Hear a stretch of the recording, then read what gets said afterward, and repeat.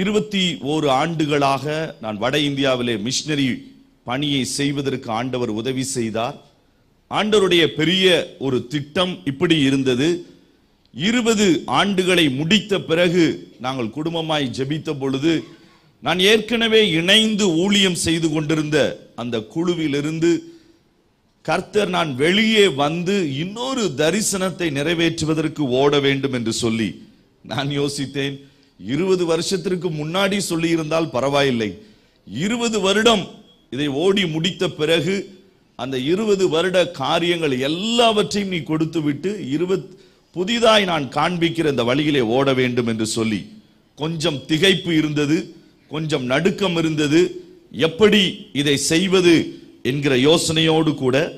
ஆனால் வேதத்திலே ஒரு அழகான வார்த்தை உண்டு, கூட்டை கலைக்கும் கர்த்தர். அவருக்கு பேர் என்ன பேரா? பக்கத்துல கையை குலுத்தி சொல்லுங்க பாப்போம். கூட்டை என்ன பிரதர், இப்பதான் சேர்க்கலான்னு பார்த்தேன், நீங்க அதுக்குள்ள கலைக்கணும்னு சொல்றீங்களே.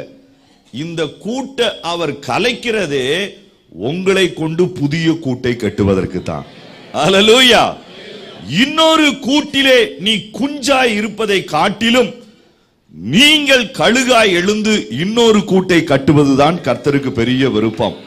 நீங்கள் எழுந்து பறந்து உயர்ந்து ஆண்டவருக்கு காரியங்களை செய்ய வேண்டும் என்று ஆண்டவர் விரும்புகிறார். தனிப்பட்ட வாழ்க்கையிலே கழுகு குஞ்சை போலவே நாம் வாழ்ந்துவிட முடியாது. நாட்கள் வரும், நாமும் ஒரு தாய் கழுகாய் மாறித்தான் செய்ய வேண்டும். ஆகவே ஆண்டவர் அதை ஆரம்பித்தார். அதை குறித்து ஆண்டவர் சொன்ன பொழுது மிக கடினமான ஒரு பகுதியை உள்ளத்திலே கர்த்தர் காண்பித்தார்.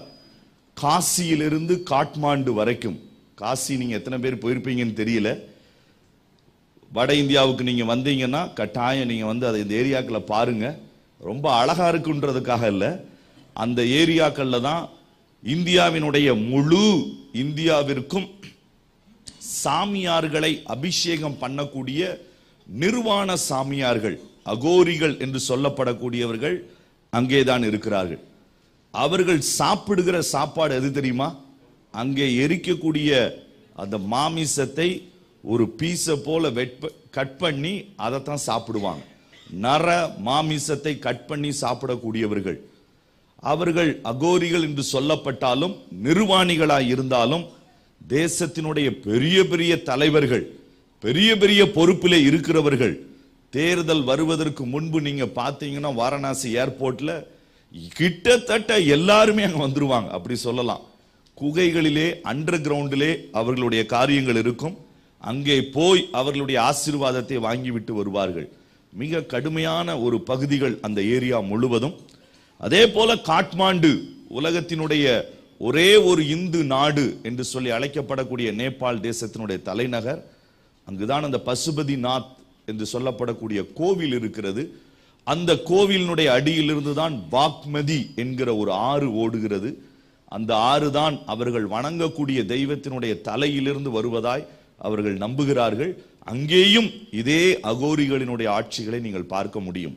மிக கடினமான ஏரியா. இரண்டாவது, மிக ஏழ்மையான ஒரு பகுதி. வேலை வாய்ப்பு இல்லாமல் ஜனங்கள் இருக்கக்கூடிய ஒரு சூழ்நிலை. எலியை சாப்பிடக்கூடிய, தினந்தோறும் உணவாக மற்றவைகளை சாப்பிட முடியாமல் எலியை சாப்பிடக்கூடிய முஷ்ஹார் என்று சொல்லப்படக்கூடிய அப்படிப்பட்ட இனக்கூட்டம் கிட்டத்தட்ட 10 லட்சத்திற்கு மேல் இருக்கக்கூடிய அந்த பகுதிகள். ஆகவே இத்தனை சவால்களை நான் பார்த்த பொழுது அந்த ஏரியாவை ஏற்கனவே நான் ஊழியம் செய்திருக்கிறேன் சில பகுதிகளிலே.